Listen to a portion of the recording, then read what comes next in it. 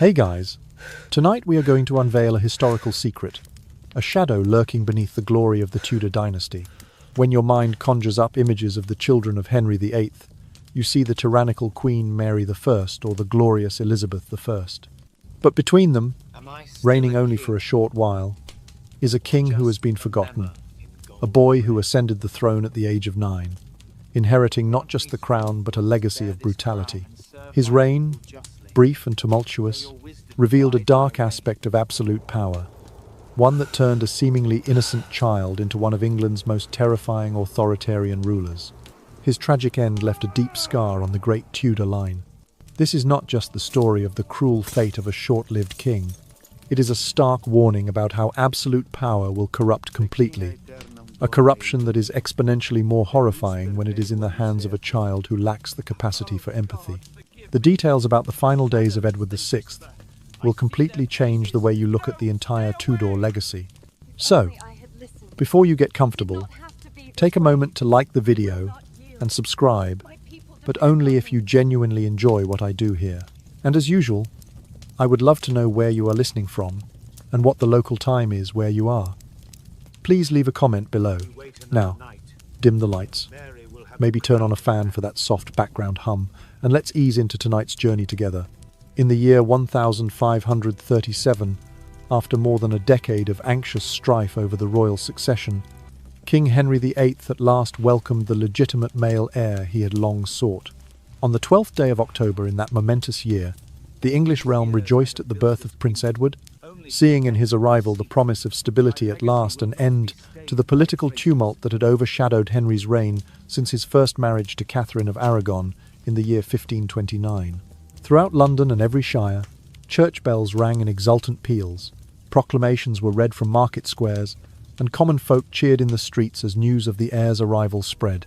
Henry himself, whose obsession with securing a son had shaped alliances, annulments, and alliances anew, is said to have wept tears of relief when the infant's cries first echoed through Hampton Court's great hall.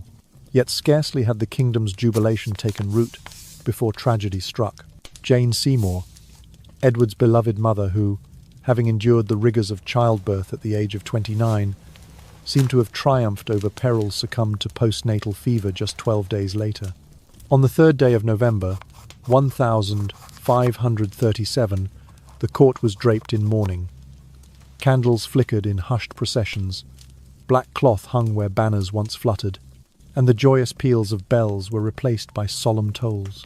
The sudden void left by Jane's passing rendered the infant prince doubly precious and yet irreversibly isolated. In a single fortnight, the comfort of a mother's embrace was snatched away, leaving Edward to navigate the world as both treasure and orphan. From the very moment of Jane Seymour's death, young Edward's life was forever altered. Rather than being cradled in a warm nursery by a doting nurse, he found himself surrounded by an imposing retinue of courtiers in satin doublets, guards in polished breastplates, and a cadre of austere tutors whose sole charge was to shape him into sovereign. The quiet murmurs of affection and lullabies sung at bedside were replaced by the measured recitation of opening passages from Scripture, intended to instill in him the weight of divine kingship. Each morning he rose not to romp in sunlit gardens or play with other children of noble birth, but to attend solemn ceremonies in the chapel, where chapel bells tolled his destiny. No childhood games distracted him from his sacred purpose. Instead, Edward's earliest waking hours were filled with lessons in heraldry, Latin prayers, and studies of the Tudor lineage, each subject reinforcing his identity as England's future salvation. At mealtime, he dined beneath a canopy of crimson velvet, attended by clerks who recorded his every preference, and by chaplains who reminded him, between mouthfuls of roast venison and fine sugarloaf sweets, that he was chosen by God to govern. The tender bonds of sibling fellowship, which might have formed had Mary and Elizabeth remained by his side, were fractured by court protocol that stationed Edward apart, ringed by screens to shield his presence from infection, and by standards that proclaimed his sanctity. Such rigorous isolation, while born of a desire to protect the heir, had deeper consequences. Edward's world contracted to the dimensions of palace halls, library corridors, and the small circle of adult admirers who fawned over his every utterance. The laughter of playmates and the warmth of maternal counsel became foreign to him, replaced by the weighty clang of armor corridors and the hushed awe of servants genuflecting. Where other children learned compassion through shared mischief and scraped knees, Edward encountered only the solemnity of his role and the ceaseless reminders of his divine mission. It was this austere upbringing, devoid of simple joys and rich in ritual, that sowed the seeds of a tragic destiny. A boy, mere months old when bereft of maternal care, yet marked as God's chosen instrument, is ill-prepared to temper absolute power with empathy. From his cradle, Edward was told that every deed he would one day perform was ordained by heaven. Gratitude and obedience were instilled as virtues, but the gentle art of mercy was neglected. By the time he could form coherent sentences, he was already enveloped in the notion that his crown conferred infallibility, that any hesitation to exercise authority was a betrayal of divine trust. In the hush of candlelit corridors, Edward's earliest memories became less about family and more about the fabric of state. The rustle of courtiers' robes, the scribble of scribes taking notes, and the distant toll of chapel bells formed the soundtrack of his infancy. His heart, starved of the rhythm of human touch and the solace of a mother's song, grew attuned instead to the pulse of power, the enduring hum of a kingdom awaiting his command. Thus, the tragedy of Edward's infancy lies not merely in the loss of Jane Seymour, but in the paradox of a child endowed with supreme authority yet deprived of the tender truths that call forth compassion. In those first weeks of life, suspended between joy and grief, he was destined to become a monarch of singular resolve, yet one whose tender spirit remained forever untested by the gentle trials of a normal childhood.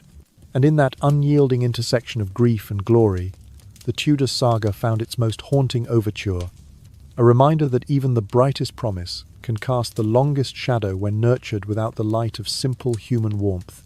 Unlike his half-sisters Mary I and Elizabeth I, who had known the sting of King Henry VIII's temper, young Edward VI was cocooned in relentless adulation. From the moment he could utter his own name, he heard only words of praise. His father, perhaps haunted by guilt over the harsh treatment meted out to Mary at the age of 11 in the year 1527, and to Elizabeth at the age of 9 in 1533, lavished upon Edward a devotion that bordered on reverence. In the hushed candlelight of Hampton Court's private chambers, Henry would gaze upon his son with a mixture of affection and awe, declaring to courtiers that the child was God's chosen instrument for England's future.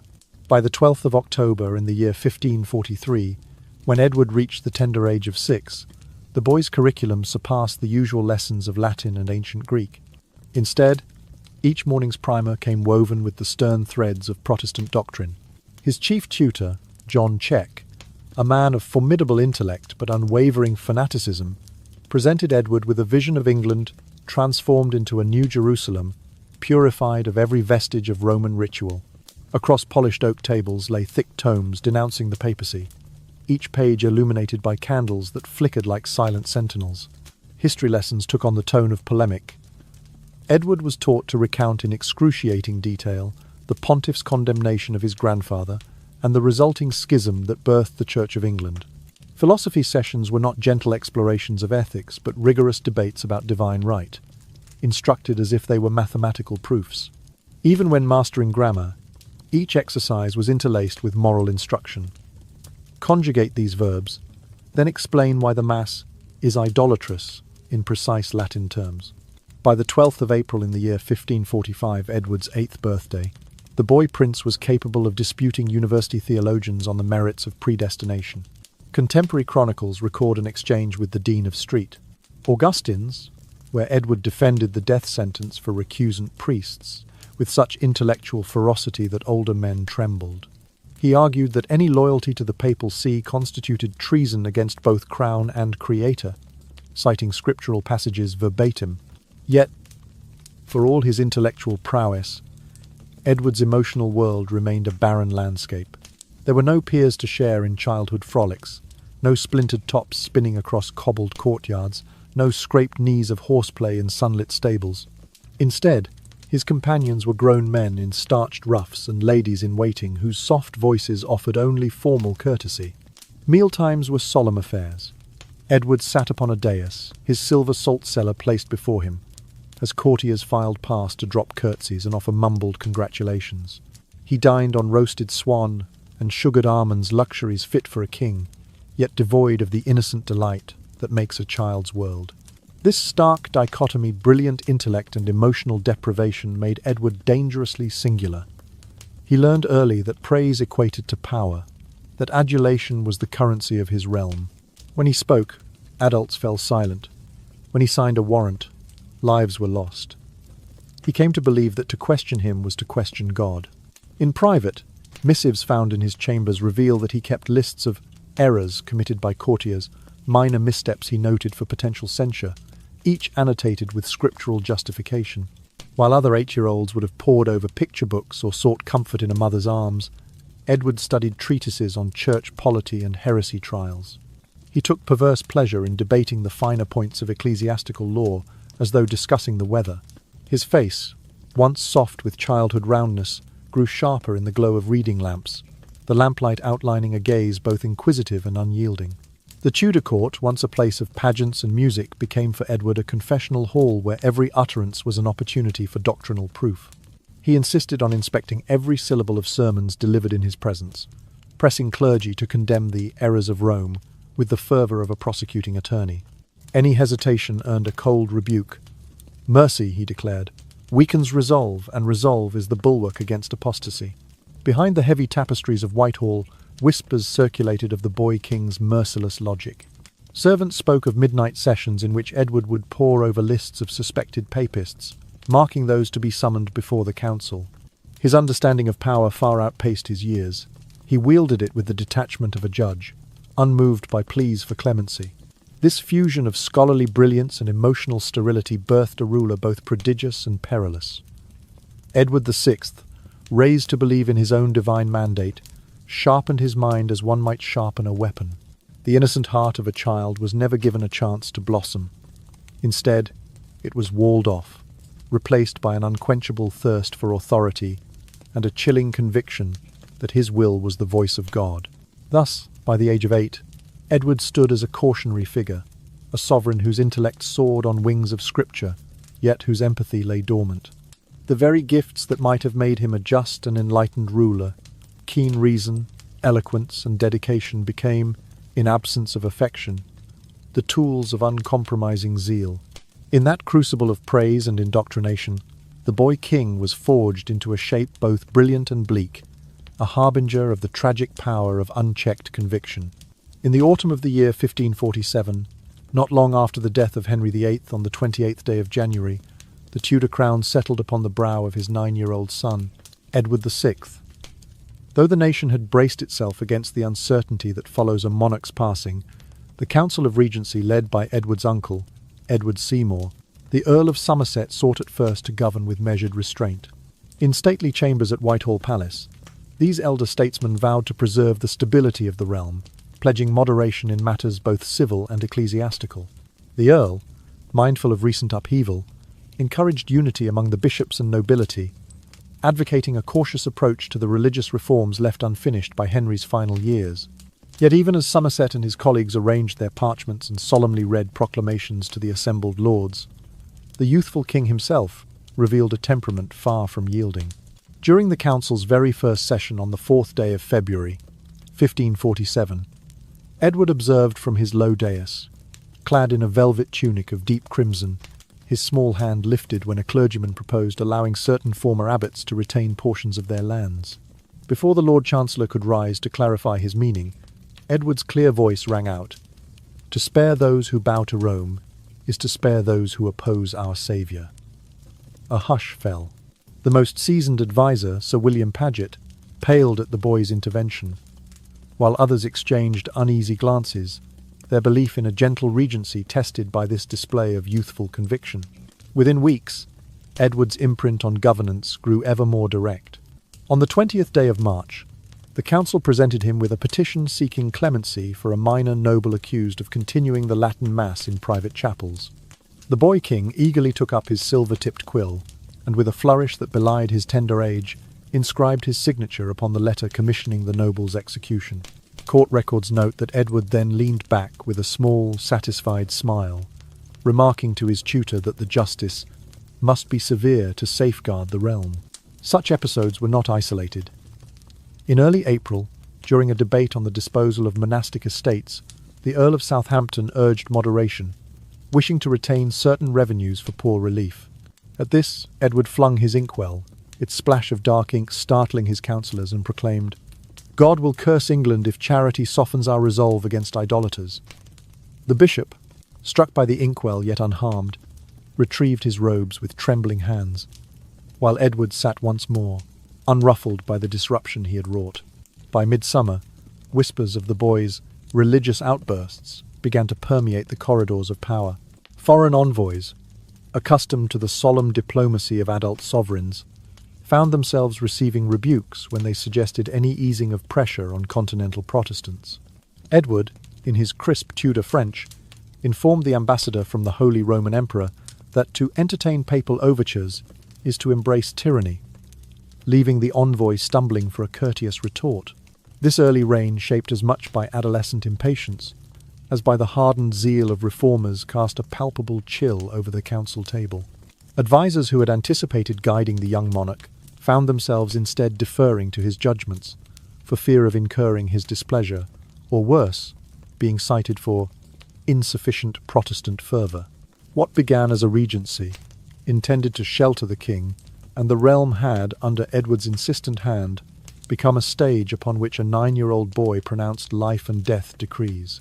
Yet beneath the crisp directives and the gleaming signatures lay a profound tension, a child driven by doctrine, yet unseasoned by empathy. The very council assembled to temper his impulses grew wary of its own role, uncertain whether to chastise his outbursts or to bow before the authority he wielded so confidently.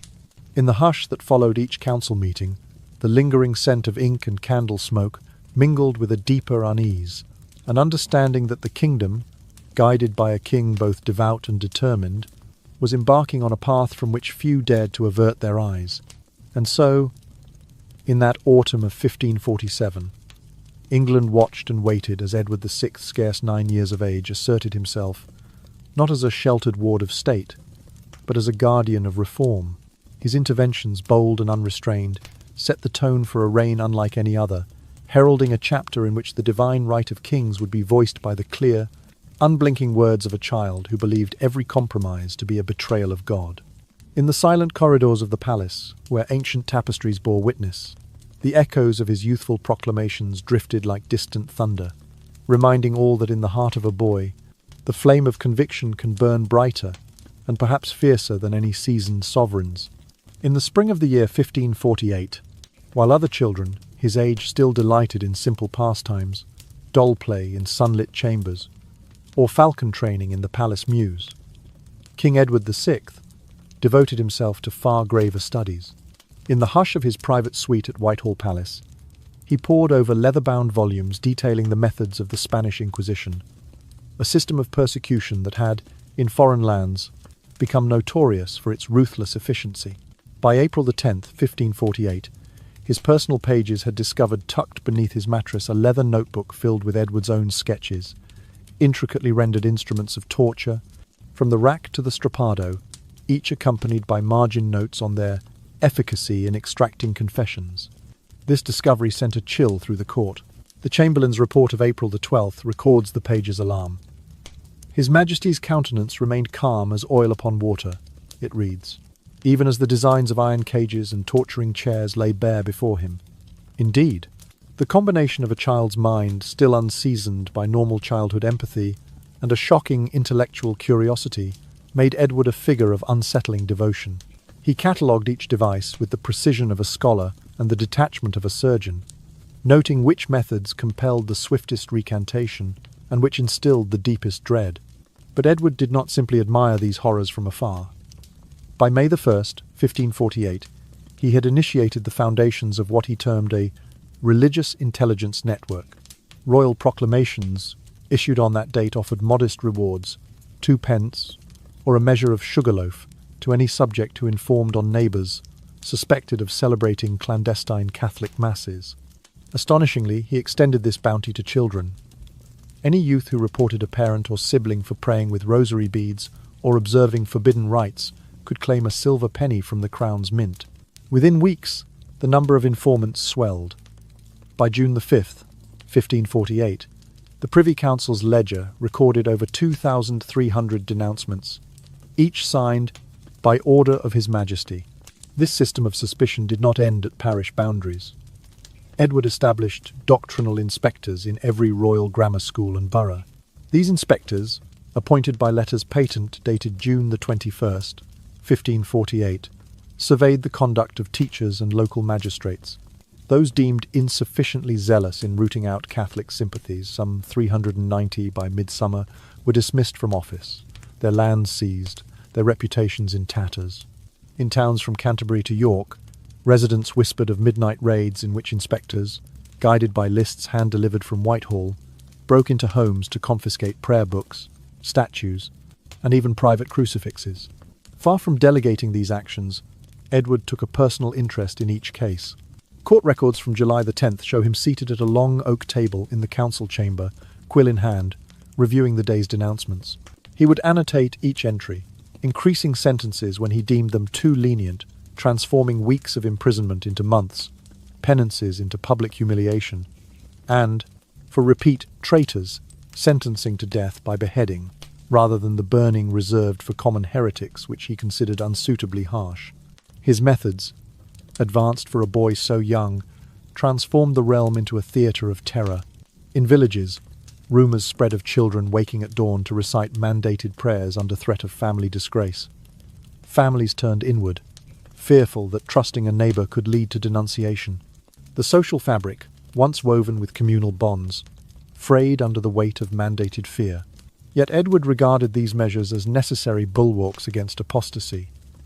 In an undated memorandum found in his study, he argued that toleration begets relapse and mercy begets weakness. He viewed his network not merely as a mechanism of control, but as a means to forge a pure commonwealth, cleansed of Rome's influence and vigilantly safeguarded against the slightest whisper of papal sympathy. By the autumn of 1548, the system Edward had set in motion operated with unsettling efficiency. Reports of suppressed masses dwindled not because the population had wholeheartedly embraced his reforms, but because the threat of uncovering one's own children as informants stifled dissent. In the soft glow of candlelit nights, the boy king would sit alone in his chamber surrounded by ledgers and pamphlets, reviewing the daily tallies of compliance and betrayal. The crackle of parchment and ink on paper became his lullaby, a reminder that even the most covert act of faith was subject to royal scrutiny. Thus, while other children his age might have learned empathy from scraped knees or the solidarity of shared play, Edward's heart was shaped by the cold calculus of confession and the silent dread of denunciation. In the quiet corridors of Whitehall, where once the laughter of youth might have echoed, now the rustle of lists and the hush of forced piety reigned supreme, and so the boy king, armed with intellect beyond his years yet starved of tender human warmth, stood as both student and architect of a regime that valued punishment, as proof of loyalty and terror, as the truest test of faith. Though Edward VI had shared the nursery with his half-sisters Mary Tudor, born on the 18th day of February in the year 1516, and Elizabeth Tudor, born on the 7th day of September in the year 1533 once he donned the crown, those bonds of childhood dissolved like morning mist. In the king's eyes, Mary was no longer sister but a popish threat, a living conduit to Rome's influence, and thus a danger that must be extinguished. Elizabeth, whose sympathies leaned toward the reformed faith yet who still bore the taint of their father's earlier disfavour, was valued only as a pawn in the larger game, an asset to be wielded for political advantage, and never embraced as kin. This chilling redefinition of family became starkly evident in the affair of Thomas Seymour, Baron Seymour of Sudeley Edward's own uncle, and once a doting guardian. In the winter of 1548, Seymour, seeking favour at court, dispatched sumptuous gifts to Whitehall Palace. Crates of venison, falcons trained for the chase, and richly embroidered tapestries depicting the Annunciation. He penned flowery letters, praising Edward's wisdom and pleading for influence over the young monarch's council. Yet Edward received these overtures not with gratitude, but with ice-cold calculation. On the 20th day of March in the year 1549, Thomas Seymour stood accused of treason, alleged to have plotted to marry Elizabeth and to undermine the Lord Protector, the Duke of Somerset. That morning, Edward, aged 12, was led to a window overlooking Tower Hill. There, in the grey light before dawn, the boy king watched as his uncle ascended the scaffold. The crowd gathered below, faces blurred by the dim mist, fell silent as the executioner raised his axe. Edward's pale countenance revealed no tear nor flicker of distress. Instead, he studied the scene with solemn detachment. Later, he directed a clerk to record his assessment of the efficacy of beheading as a deterrent, noting that it strikes fear more humane than burning, yet leaves no doubt of justice served. Far from softening him, Seymour's death steeled Edward's resolve. As his own health waned in the early months of 1553, his body ravaged by consumption, and, as modern analysis suggests, arsenic administered by court physicians, he did not seek comfort in sibling affection. Instead, he turned inward, his mind sharpening upon a single objective, the elimination of any rival claim to the crown. Mary Tudor, then resting at Framlingham Castle in Suffolk, became the prime target. Edward issued secret orders in late May, directing loyal guards to seize her household documents, intercept her letters, and monitor her every movement. In his fevered moments, he confided to John Dudley, the Duke of Northumberland, that Mary represented the last stronghold of papal tyranny. Elizabeth, even more precariously positioned, was to be kept under watch, her correspondence censored, her role in state affairs confined by invisible chains. Together with Dudley, Edward devised an audacious scheme to bypass both sisters in the line of succession. Their chosen instrument would be Lady Jane Grey, cousin to Edward, and a young woman of devout Protestant upbringing. In clandestine meetings held late into the night of June the 25th, 1553, in the candlelit antechamber of Whitehall, the conspirators drafted secret proclamations. These documents declared Mary and Elizabeth illegitimate on grounds of religious treason and affirmed Jane's right to ascend to the throne. They plotted to detain Mary in the Tower of London and to restrict Elizabeth to Hatfield House, their gestures veiled in legalese yet intended to execute a clean coup. Despite the shadow of illness that sapped his strength, Edward insisted on signing the final warrant himself on June the 28th, 1553, affixing his youthful hand to the parchment with a quill dipped in royal purple. His eyes, dimmed by fever, nevertheless glowed with unyielding purpose. "Let no rival voice rise," he whispered to Dudley, "for a pure England must follow only our creed." Thus, as Edward's body grew frail, his ambition burned ever brighter.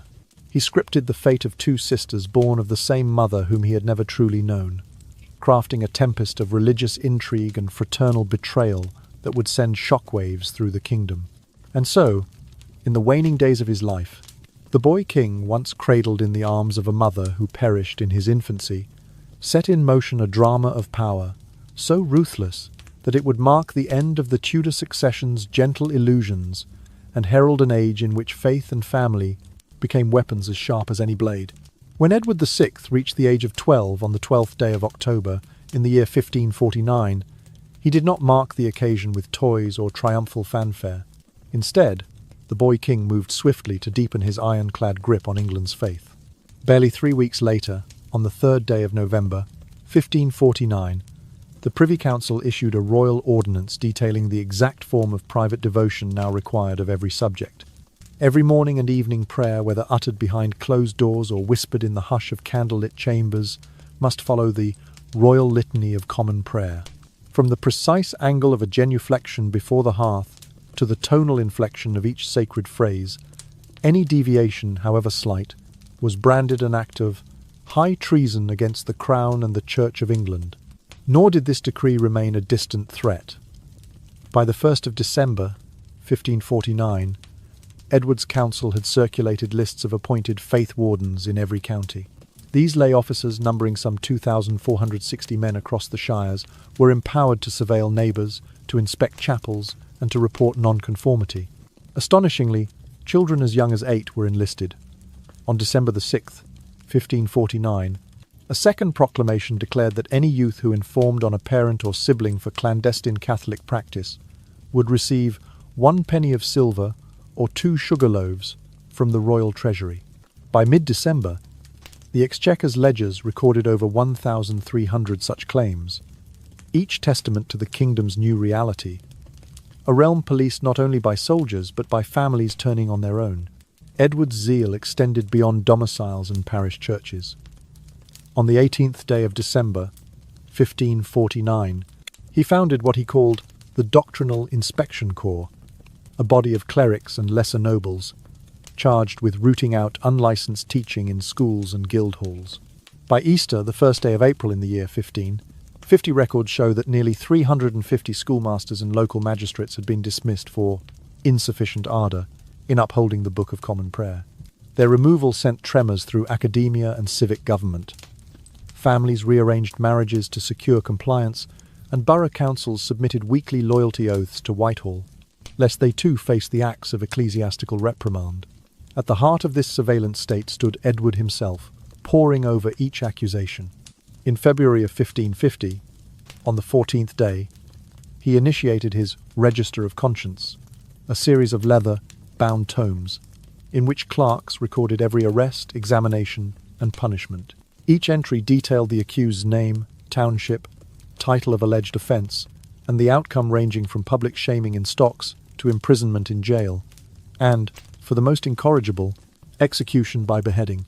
Beyond these stark facts, Edward appended his own notes assessing the deterrent value of each sentence, whether 2 days in the pillory instilled sufficient dread, or whether a week's confinement in the Tower better strengthened communal obedience. In these pages, he compared the psychological impact of various penances, as one might compare harvest yields. He wrote, for example, that 5 days' solitary pillory yielded 75% quicker confessions than public scourging, and that consistent monthly fines, when increased tenfold upon repeat offence, bred greater docility among recusants.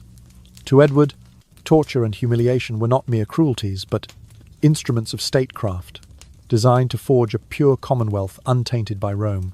His youthful detachment, an untempered intellect free from parental warmth, enabled him to treat human souls as specimens in an austere laboratory of faith. From the vantage of ordinary Englishmen, this relentless oversight harkened back to medieval nightmares. Villagers whispered of children stationed at hearths to overhear whispered psalms, of patrols bursting into homes at dawn to seize rosaries, and of neighbours blacklisting one another for a stray Latin phrase caught in the wind. Families ceased to trust kin. Tavern talk dwindled to guarded grunts as suspicion grew in every hearth. Yet in Edward's eyes, such fear was the very foundation of loyalty.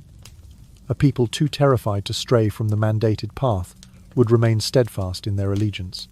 By midsummer of 1550, the kingdom operated under an unspoken calculus, obedience measured by terror. The halls of Whitehall resonated with the muted scratch of quills as clerks updated surveillance maps colour-shaded to indicate hot zones of suspected recusancy and cold zones deemed safe. Edward, seated beneath tapestries of Tudor triumphs, would trace his finger along the inklines, directing harsher sanctions wherever he perceived wavering faith. Thus, at 12 years old, Edward VI transformed England into a meticulous apparatus of religious control. His reign, though brief, demonstrated how a mind both brilliant and unseasoned by human tenderness could devise a system of oppression that left no flicker of dissent unobserved. In the hush that followed each decree, the populace learned to bow heads not only in prayer but in fear, for in Edward's new order the price of mercy was silence, and the cost of defiance, a swift and unmerciful reckoning. From Edward VI's perspective, Mary Tudor ceased to be the sister of his childhood and became, in his own words, a traitorous spear of Rome. In letters dated March 1st, 1553, the king referred to Mary as the canker at the heart of our pure realm, proposing that she be compelled to sign a public confession denouncing Roman Catholicism as a grievous error. He suggested that, once her penitent declaration was obtained, she should face execution by decapitation. More merciful than the pyres of heretics, he wrote, to avoid the brutal spectacle of burning yet leave no doubt of justice served. In a separate memorandum dated March 12th, Edward even outlined provisions for stripping Mary of her royal status, reclassifying her as a free woman of the crown and confining her to solitary quarters, thereby nullifying her claim to succession and ensuring her utter isolation. As Edward's health deteriorated under the weight of consumption and suspected arsenic poisoning first noted by court physicians on January 22nd, 1553. His fervour for this scheme only intensified. From his sickbed at Whitehall Palace, he convened private councils with John Dudley, Duke of Northumberland, whose loyalty was beyond question. During these clandestine meetings, held in the small hours of March the 5th and again on March the 19th, 1553, the young king and his chief adviser fleshed out every detail of the plot to bypass both Mary and Elizabeth. Their blueprint, dubbed the Jane Grey Project, called for swift and decisive action. First, Mary, then residing at Framlingham Castle in Suffolk, would be seized under secret warrant by royal guards. Once in custody, she would be declared to have abdicated her rights through religious treason, an announcement to be read from London's Guildhall on the morning of July the 9th, 1553. Meanwhile, Lady Jane Grey, Edward's cousin and a devout adherent of the Reformed faith, would be transported under guard to Westminster Palace and proclaimed Queen in a hush-hour ceremony in the Chapel Royal. The event, scheduled for the same night, would occur without trumpets or drums, only the solemn reading of Jane's accession and an oath of allegiance sworn by selected Protestant nobles. Upon Jane's installation, a second wave of legislation would roll out across the realm. Statutes prepared on April the 1st, 1553, detailed harsh penalties for recusants who refused the court's prescribed rites, heavy fines, confiscation of lands, and imprisonment for repeat offenders. More severe measures crafted on April the 10th mandated that all property belonging to Mary Tudor's illegitimate household be sealed and repurposed to fund a standing army loyal to Queen Jane. These funds would underwrite garrisons in Kent and Sussex, guarding against any uprising by Papist sympathisers. This conspiracy was not the work of a frail king alone. It garnered covert support from prominent Protestant theologians, including Archbishop Robert Bishop and Dean Hugh Latimer, though Latimer himself later denied such involvement. These clerics provided theological justification for Edward's actions, drafting sermons to extol Jane's divine right and to label Mary as a heretic. Meanwhile, senior nobles such as Sir Anthony Browne and Sir Henry Gates were quietly assured of elevated positions under Jane's rule, securing their complicity and lending the coup critical aristocratic backing. Within Westminster Palace, the nerve centre of the operation, Edward and Dudley held their secret councils in antechambers dimly lit by oil lamps. Minutes smuggled into the margins of Edward's personal desk document the boy monarch's fastidious analysis of each councillor's loyalty. He assigned each member of the Regency Council a score from 1 to 5. Those rated below 3 were earmarked for exclusion or arrest immediately following Jane's coronation. A ledger entry from March the 20th records Edward's remark that "only the stout of faith shall serve the new queen." Embroa. Meanwhile, Mary Tudor, alarmed by rumours of a looming coup yet uncertain of its scale, dispatched urgent letters on June the 21st, 1553, to her supporters among the Suffolk gentry. She requested reinforcements and loyal troops to counter any plot against her, but Edward, anticipating this move, ordered the arrest of several trusted couriers on charges of abetting foreign schismatics. Their capture, on June the 22nd, was publicised via broadsheet proclamations, which accused them of aiding treasonous designs and served to sever Mary's lines of communication. In Edward's devout estimation, this ruthless manoeuvre was a sacred duty. His whispered admonitions to Dudley during one fevered audience on June the 29th recounted Mary as the last bulwark of Rome's dominion, while Elizabeth, though Protestant in belief, was a cunning instrument of papal intrigue. With each whispered word, Edward solidified his conviction that the only path to a Protestant commonwealth lay through the decisive removal of his sisters from the line of succession. Thus, as Edward's frail frame bowed under the strain of illness, his ambitions blazed brighter than ever. He orchestrated a coup that would make any father's heart shudder at the thought of his own children turned enemies. And in the quiet shadows of Whitehall, his plan for a silent usurpation took shape, a testament to a reign that, though brief, was guided by a zeal so unyielding that it risked unravelling the very fabric of Tudor kinship and kingdom alike. In the waning hours before Edward VI's final breath, the machinery of his coup ground into motion with a haste that left little room for doubt or delay. On the night of July the 18th, in the year 1553, couriers rode in secret under moonless skies, bearing royal writs to the foremost Protestant lords of England. These letters, endorsed by Edward's own faltering hand, summoned the Duke of Northumberland, the Earl of Pembroke, Sir William Petre, and others to London emissaries of reform summoned to ratify a daring transfer of power. By midnight, a small assembly of these leaders gathered in the dimly lit antechamber of Westminster Palace. No trumpets heralded the occasion, and no drums thundered the approach of a new queen. Instead, the candlelight flickered against tapestries depicting Tudor victories as the conspirators worked through the night to draft a proclamation declaring that Mary Tudor had forfeited her claim to the crown by grievous and impious betrayal, the true faith. Simultaneously, they proclaimed Lady Jane Grey, Edward's cousin and a fervent adherent of the Reformed Church, as the rightful sovereign. She was to be crowned at the Chapel Royal that very night, before dawn could betray the secret to the wider populace.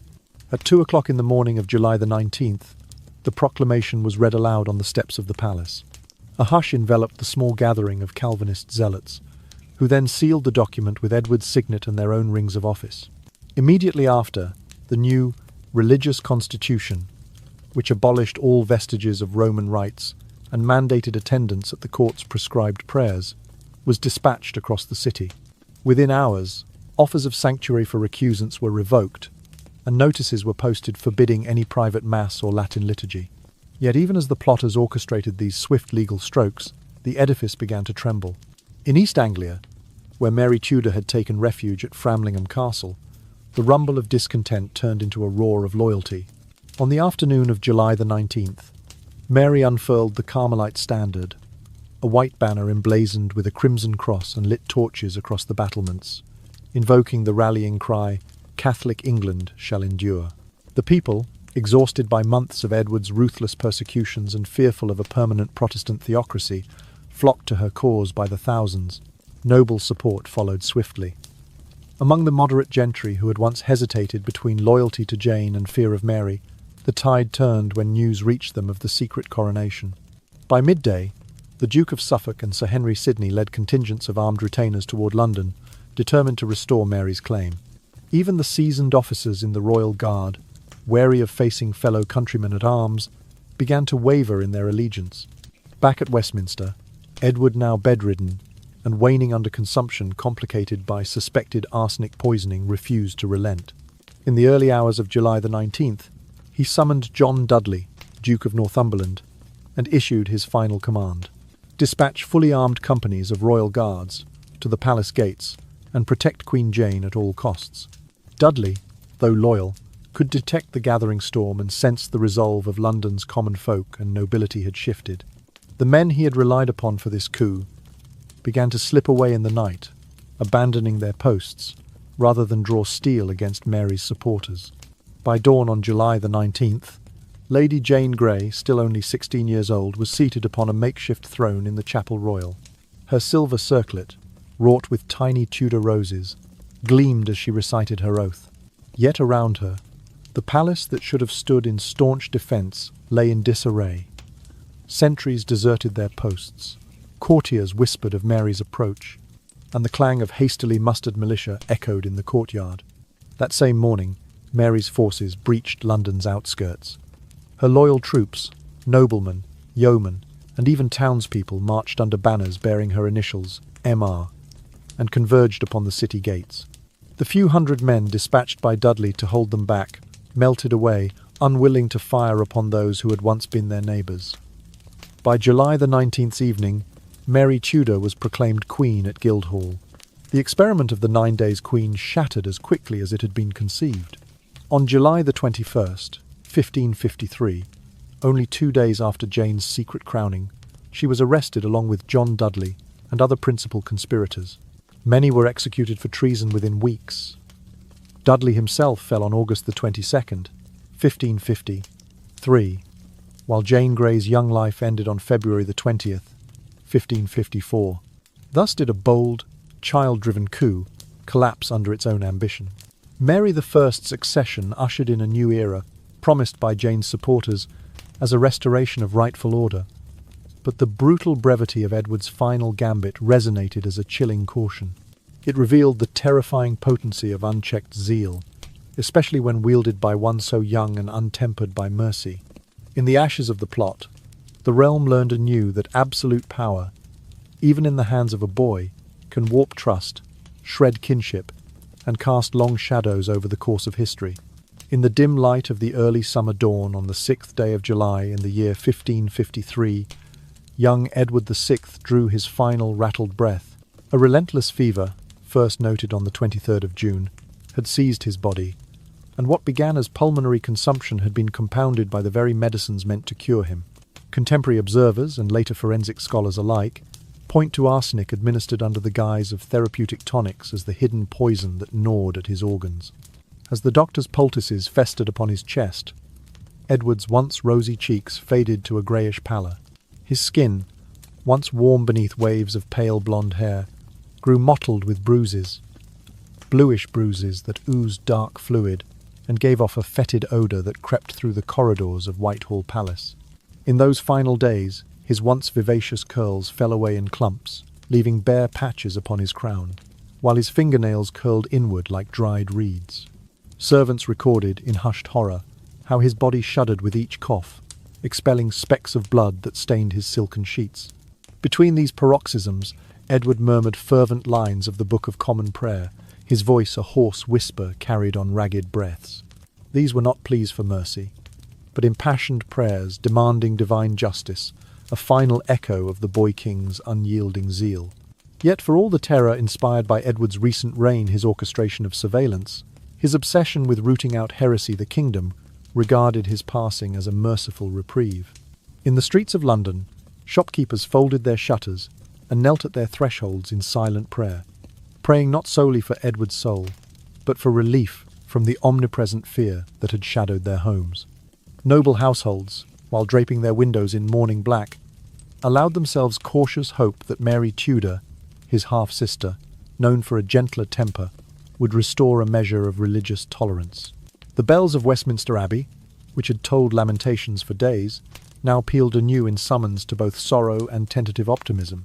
Even in his weakened state, Edward's mind never ceased its dark diligence. As his body racked with pain, he summoned his personal clerk and insisted upon dictating the final entries to his beloved Register of Conscience. With trembling hand, he recorded the names of villages Ashford in the Water, Barrow upon Soar, and Wymondham, where families had clung to forbidden masses. He listed individuals Thomas Little, Isabel Hawthorne, and Richard Fenwick, each annotated with the precise date of denunciation and the nature of their crime. Some he marked for public shaming, others for imprisonment, and a few for the ultimate penalty of death. His last written exhortation, scrawled on parchment now stained with his own blood, read, "Continue this work, though I depart.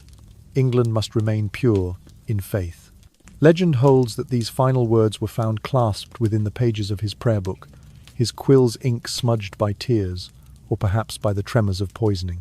And so, as the first light of dawn filtered through the mullioned windows, Edward VI, aged 15, closed his eyes upon a world he had both shaped and scarred. The chamber itself seemed to exhale, its dark tapestries swallowing the candlelight as mourners stood in solemn array. The reaction among the realm's elite was one of complex relief. Some lords wiped tears from their sleeves, recalling the boy who had once delighted in theological debates, untouched by mercy.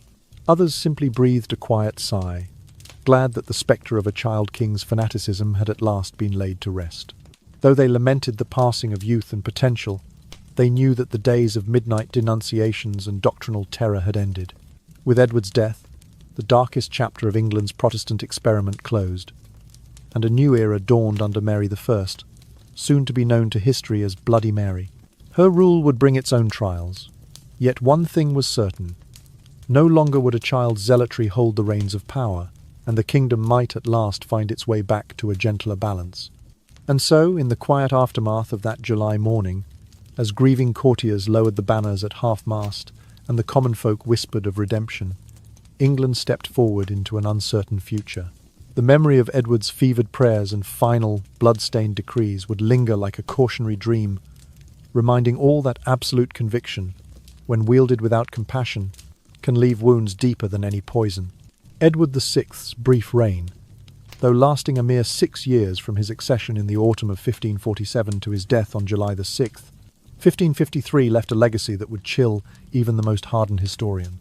Here was a child of extraordinary intelligence, educated in the intricacies of statecraft and theology from a tender age, yet utterly unversed in the softer impulses of human kindness. He believed himself chosen by God to purify England, and in that conviction he wielded power as though it were an instrument of divine will rather than a responsibility to protect his people. From the outset, Edward's policies were marked by an unrelenting drive to stamp out any remnant of Catholic practice. The network of informants he established, numbering into the thousands, turned neighbours against neighbours. In villages across the shires, including more than 2,300 reported cases by June the 1st, 1551, families lived in constant fear of betrayal. Every whispered prayer or hidden crucifix a potential trap. Schools and municipal courts fell under the watchful eye of the Doctrinal Inspection Corps, whose 350 members wielded the authority to dismiss teachers and magistrates at the slightest hint of deviance. Even the grandest Tudor manors and the humblest cottages were charted in his surveillance maps, each entry in his register of conscience, chronicling not only the offence, but an assessment of the punishment's effectiveness in instilling dread. These methods were not random cruelties, but a systematic program of terror. Edward studied the most notorious accounts of the Spanish Inquisition, sketching devices of torture with the clinical detachment of a scholar. His marginalia, which survive in royal archives, evaluate each instrument's efficiency, the psychological impact measured in weeks of enforced obedience. He oversaw the escalation of penalties from public stocks and fines to imprisonment and, for the most unyielding, execution. Between February of 1550 and his death in July, approximately 283 individuals were put to death for their faith, a statistic that ranks among the most severe in English history up to that point. Yet Edward's zeal did more than alter laws.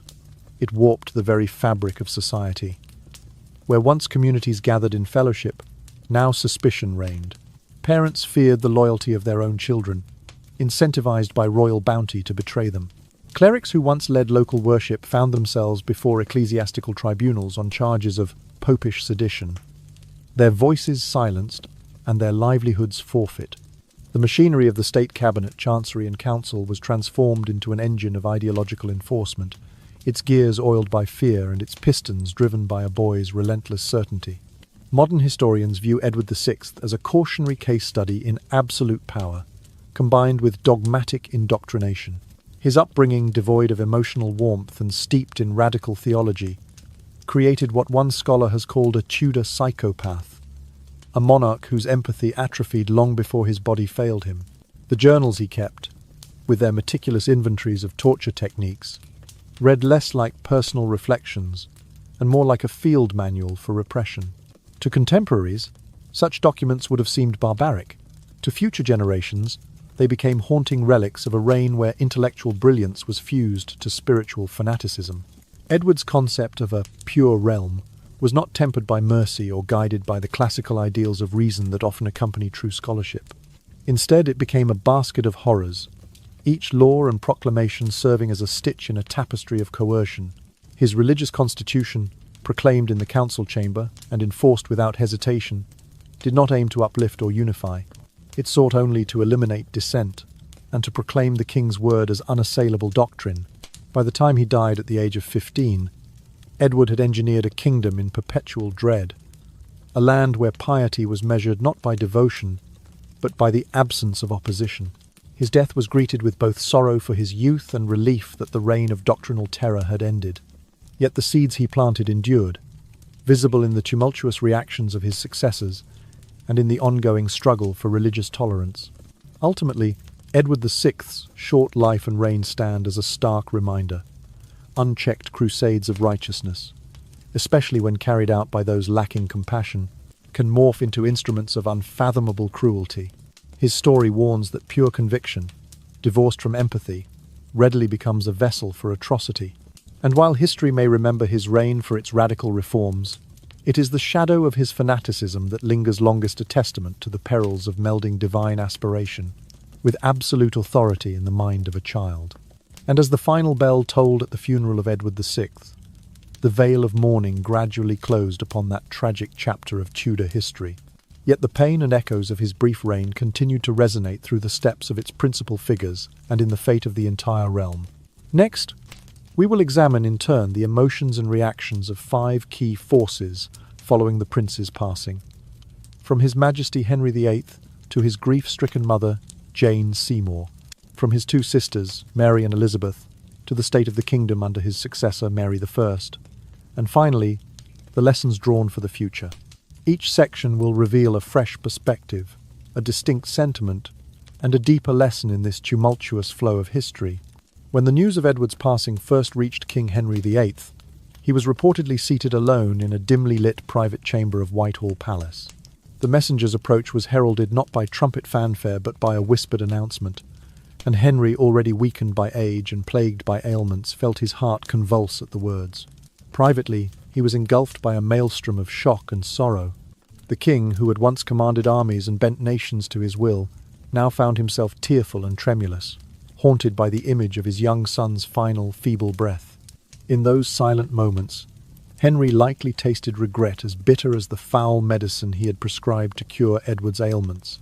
Yet a monarch's grief cannot remain hidden for long. Within hours, court heralds issued a royal proclamation declaring a period of national mourning. By the 9th hour of that same day, banners along the Thames and atop the Tower of London were lowered to half-mast, their once bright colours muted beneath black mourning cloth. Church bells that had pealed in triumph at Edward's birth now tolled in solemn dirges. Processions of black-clad courtiers wound through palace corridors and London's streets, scattering rose petals before the coffin as mourners knelt in reverent silence. Henry himself appeared in public for the funeral service, stern-faced and draped in sable velvet, projecting regal composure, even as his heart ached behind the mask of royalty. In the quiet that followed, Henry cast his mind back over decades of relentless ambition. He saw, in memory, his repeated marriages from Catherine of Aragon, whom he had divorced in 1529, to Anne Boleyn and Jane Seymour, each union driven by the desperate hope for a male heir. He recalled the political machinations that had shattered 2 daughters' childhoods, Mary at 11 and Elizabeth at 9, and the harsh lessons he had imposed upon Edward, lessons in statecraft, but not in warmth. Now, facing the void left by his son's absence, Henry confronted the weight of those decisions. Guilt descended upon him like a shroud. Had his unyielding pursuit of dynastic security cost him the chance to know his child as a son rather than as a safeguard for his legacy? Yet a king's sorrow must coexist with a sovereign's duty. Even as Henry's eyes reddened with private tears, he summoned his council of the Regency to Whitehall. There he signed edicts to prevent unrest, ordering that food supplies to London remain uninterrupted and that any disturbance of public order would be treated as treason. In solemn meetings with his most trusted advisers, he directed preparations for the formal proclamation of Mary Tudor as his successor. He insisted that no flicker of instability be allowed to mar the transition, knowing well that a kingdom bereft of a ruler's firm hand could fracture overnight. Away from the public stage, Henry penned letters to his closest confidants, Sir William Cecil and the Duke of Norfolk, laying bare the turbulence in his soul. In these missives, he spoke of fear for the realm's future, of loneliness in the absence of his only surviving child, and of the spectre of his own mortality. Each stroke of the quill seemed to bleed his regret onto parchment. Late at night he withdrew to his private chapel, where flickering candles illuminated the carved effigy of his father, Henry VII. There, upon his knees, he whispered entreaties for Edward's soul, words of absolution offered too late, but sincere nonetheless. In the days that followed, Henry's public and private personas remained intertwined in a delicate balance.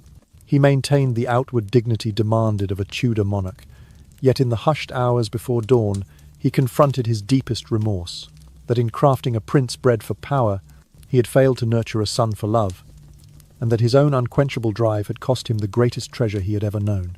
In the end, the legacy Henry VIII carried into those final weeks of his life was one of painful duality. On the one hand, he was the architect of dynastic ambition. On the other, a father bereft of the child he had fought so fiercely to secure. In the hush of Whitehall's deserted halls, he made a silent vow that under the reign of Mary I, he would urge a gentler hand, a more merciful heart, so that the kingdom might heal from the wounds of fanaticism and fear he had inadvertently inflicted. And thus, in the shadow of his own sorrow, Henry hoped to lay the groundwork for a reign defined not by the lust for power, but by the grace of compassion. When Jane Seymour drew her final breath on the 3rd day of November, in the year 1537, the kingdom lost more than a queen, it lost a mother. Just 12 days after Edward's birth on October the 12th, Jane succumbed to postnatal complications, leaving her infant son forever orphaned at his mother's breast. The court that had celebrated Edward's arrival as a promise of Tudor continuity now found itself shrouded in black. For Edward, still too young to understand the full weight of his loss, the world narrowed to the absence of the one soul who might have offered him comfort and kindness. In the years that followed, Jane's memory lived on in the most tangible of tokens.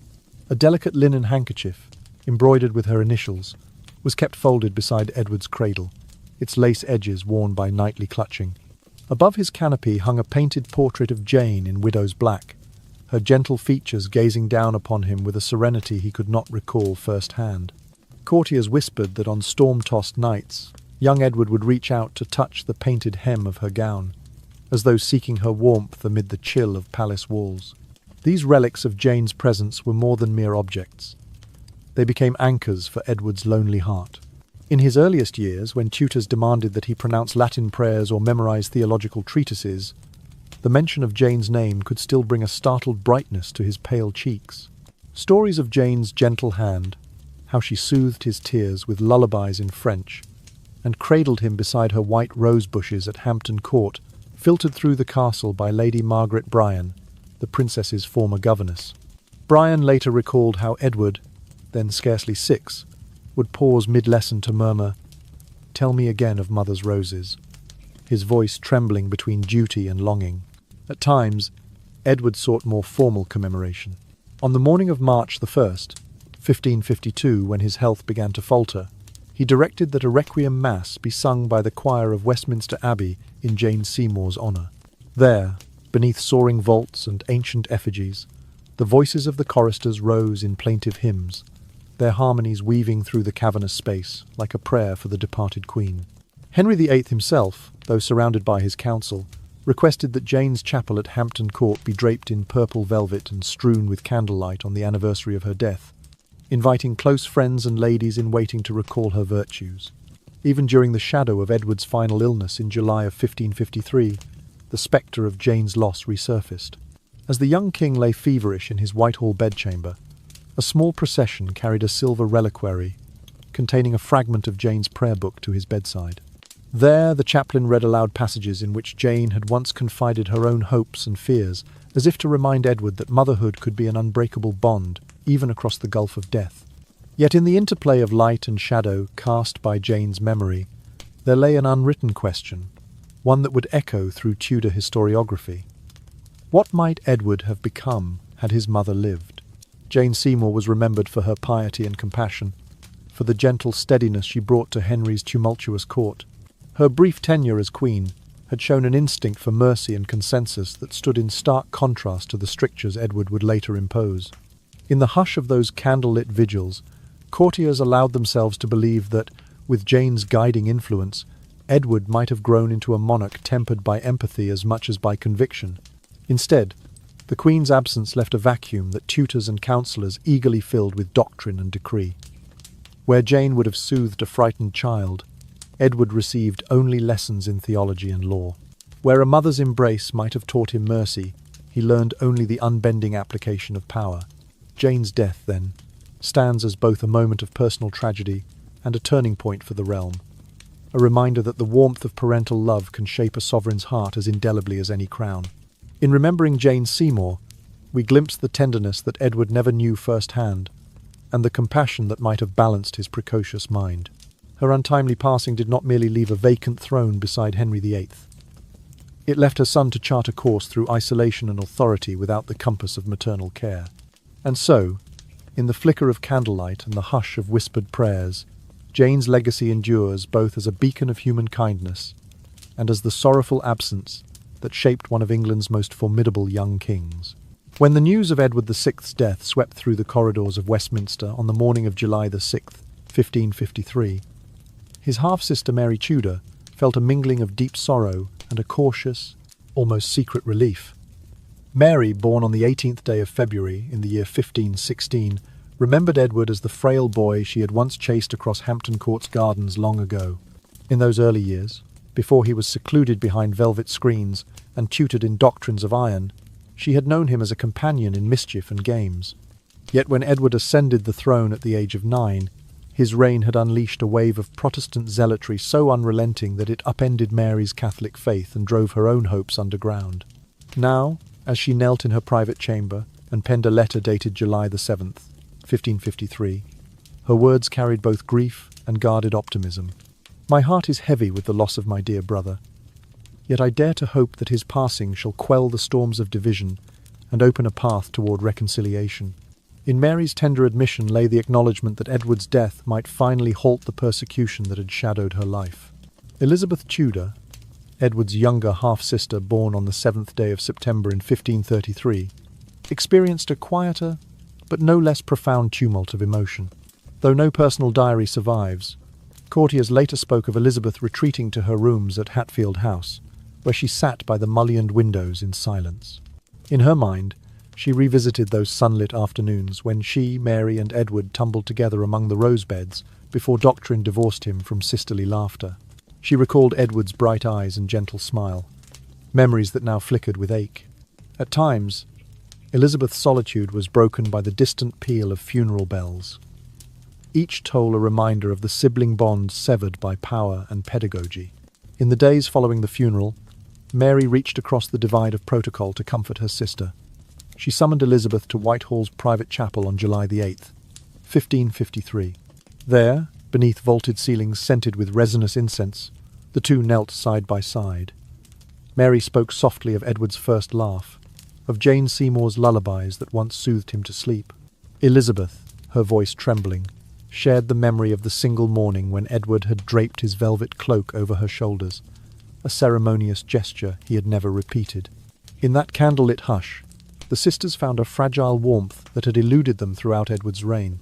Yet even this tender renewal of sisterly affection could not escape the pull of politics. Mary, newly proclaimed queen on the 19th day of July, 1553, invoked Edward's death in the service of her Catholic restoration. She swiftly repealed the Protestant statutes of his brief reign, summoned displaced bishops back to their sees, and reintroduced Latin Mass in parish churches. Courtiers watched as Mary, in her inaugural sermons, spoke of honouring her brother's soul by restoring the ancient rites he had condemned. Elizabeth observed in silence, understanding that any public dissent might jeopardize her safety and future. Instead, she took a quiet pledge, to learn from both their failures, to seek a middle way when her own turn came. In the years that followed, the legacy of Edward's and Mary's divergent paths weighed heavily on both sisters. Mary, carrying her own burden of guilt, prayed each anniversary of Edward's death for his forgiveness, lamenting the part she had played in the turbulence of church and crown. Elizabeth, meanwhile, seethed with resolve that when she ascended the throne in November of 1558, she would craft a via media, a religious settlement that offered toleration and tempered zeal with mercy. It was Elizabeth's conviction that the wounds inflicted by Edward's absolutism and Mary's reprisals could only be healed by compassion rooted in common humanity. Thus, in the intertwined grief and hope of Mary and Elizabeth, the Tudor dynasty found its most poignant reflection. Their shared tribute to Edward, though born of sorrow, became a silent testament to the power of sisterly bond. And the lessons they carried forward of mercy over fanaticism, of unity over division, would shape the course of English history, guiding the realm from the darkest fervours of youth to the steadier light of reconciliation. In the days following the death of Edward VI, England itself seemed to pause beneath a pall of collective grief. Inns and shops across London and the shires shuttered their doors, and families knelt in their own parish churches to offer prayers for the young king's soul. On the morning of July the 6th, 1553, 3 tolls of Westminster Abbey's great bell marked each passing hour, as if the very heart of the realm beat in mournful cadence. Clergy in black vestments celebrated requiem masses in every cathedral, their chants echoing through dimly lit naves while flickering candles cast tremulous shadows upon vaulted ceilings. Across the countryside, the peal of parish bells, once a call to simple worship, became an unspoken lament, binding commoner and noble alike in shared sorrow. Amid this atmosphere of national mourning, preparations to secure the succession moved swiftly. On July the 19th, 1553, Mary Tudor Edward's elder half-sister was formally proclaimed Queen in London's Guildhall. There, beneath an arched ceiling painted with scenes of Henry VII's triumphs, Mary raised her right hand and swore the oaths of loyalty to defend the true Catholic faith and uphold the laws of the realm. Dozens of peers and members of the House of Commons queued to sign their names to the proclamation, the Earl of Shrewsbury, Sir William Paget, and Sir Thomas Wharton among them, each pledging their fealty with solemn bows. Outside, a contingent of the Royal Guard stood at attention, their lances glinting in mid-July sunlight as the crowds murmured prayers for Mary's reign to be more merciful than her brother's. Barely 48 hours later, on July the 21st, 1553, Mary enacted her first major legislative reform, the Act of Repeal. With a single stroke of the quill, she annulled the religious statutes imposed under Edward VI from the 42 Articles of Doctrine to the mandatory use of the Book of Common Prayer. This bold measure reinstated the authority of the Archbishop of Canterbury and restored the 21 canons that had governed pre-Edwardian worship. Catholic bishops returned to their sees, resuming oversight of dioceses long emptied of shepherds, and monks resumed their chants in cloistered choirs. To many, Mary's actions signalled the dawning of a genuine Catholic revival in England's spiritual life. Yet even as Mary's initial achievements kindled hope among the faithful, her throne was beset by darker clouds. Within months, the royal coffers, strained by the cost of continental wars and naval operations, began to run perilously low. In the winter of 1554, poor harvests ushered in food shortages, inflating prices of grain and bread. Simultaneously, outbreaks of jail fever and sweating sickness swept through towns, exacting a heavy toll among the poor and among those burdened by the Queen's punitive levies. Though Mary remained personally devoted, her reign of less than 5 years would be defined as much by crisis management as by ceremonial restoration. Throughout these trials, Mary never forgot the cautionary tale of Edward's reign, a lesson in how zeal can slip into tyranny when wielded without pity. Where Edward's reforms had been enforced by children-turned-inquisitors, Mary strove to temper her own Catholic agenda with mercy. She pardoned minor offenders and allowed limited private Anglican worship, seeking to avoid the fanaticism that had marked her half-brother's tenure. Even at the height of her restorative campaign, she consulted trusted advisers, Sir Nicholas Throckmorton and Bishop Stephen Gardiner, on each decree, mindful that a single misstep might rekindle the flames of fear and division. In the end, the juxtaposition of Edward's radical zeal and Mary's cautious piety left an indelible mark on England's spiritual and political fabric. The country watched as a boy's uncompromising doctrine gave way to a queen's measured reconciliation, and the memory of Edward's rigours became a constant reminder that power, when invested in the inexperienced or wielded without compassion, can fracture the bonds of church and community. Under Mary I, the realm sought a fragile balance, one that would, in time, shape Elizabeth I's own vision of a via media, a middle way between extremes. And so, from the ashes of child-king fanaticism, England learned anew the perils of doctrinal extremism and the necessity of mercy in forging a lasting peace. In the hush that settled over England after the passing of Edward VI, the realm found itself caught between lingering shadows and cautious dawn. The nation's mood was a tapestry of stark contrasts. On one hand, there was the cold remnant of terror instilled by a boy, King's unforgiving reign.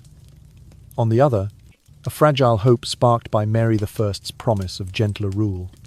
Shops reopened, livery companies resumed their guild meetings, and once silent parish bells pealed tentative peals of celebration. Yet beneath these signs of normalcy lay an indelible unease.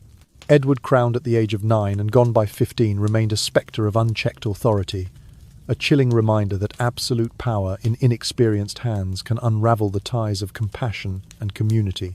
The brutal legacy Edward left behind serves as a timeless cautionary tale. His reign demonstrated how the fusion of total authority and rigid, dogmatic education can escalate into systematic cruelty. From the network of informants that turned households into hunting grounds, to the boy king's meticulous registers of interrogation methods, his policies became a blueprint for institutionalized terror. These lessons still resonate. When zealotry supplants empathy, when ideological purity is enforced by fear, the result is not spiritual renewal, but a massacre of conscience. Edward's example warns us of the peril in surrendering personal judgment to any authority, clerical or secular, that brooks no dissent. Yet out of this grim chapter emerged a deeper appreciation for the values Edward so conspicuously lacked: tolerance and flexibility. His rule underscored that genuine faith is not proved by persecution of others, but by the capacity for kindness and dialogue.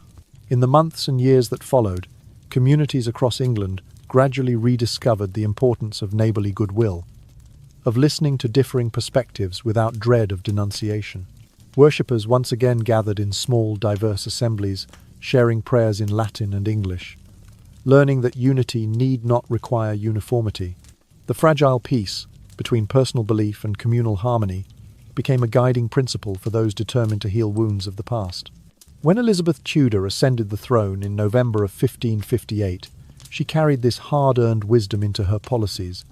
Observing her brother's downfall and her sister's short-lived but severe restoration, Elizabeth crafted what would become known as the Elizabethan religious settlement, a via media that acknowledged the Church of England's autonomy while permitting moderate Catholic practices in private. Her acts of supremacy and uniformity, though imperfect, embraced a spirit of moderation that reflected a determination to prevent the return of fanaticism from either side. In her speeches to Parliament, Elizabeth spoke of laws made but not loved, a recognition that the strength of a kingdom lies not in ironclad edicts, but in the willing allegiance of its people. And so, as we close the final page of Edward VI's tragic tale, let us carry forward its lessons in our own lives. Whether crowned or unadorned, whether wielding authority or navigating everyday choices, we must remember that power without compassion sows terror, and certainty without humility crushes the human heart. Let us honor the memory of those who suffered under untempered zeal by upholding the bonds of empathy, by seeking dialogue over decree, and by forging communities where difference is met with dignity rather than dread. May these reflections guide us, ensuring that the tragedies of the past, etched in the annals of Tudor history, never repeat under any sky. In our hearts, let compassion temper conviction, and let respect for conscience stand as the cornerstone of all just rule. Only then can we claim to have learned from the darkest reign of a child king, securing for future generations a more merciful and harmonious realm.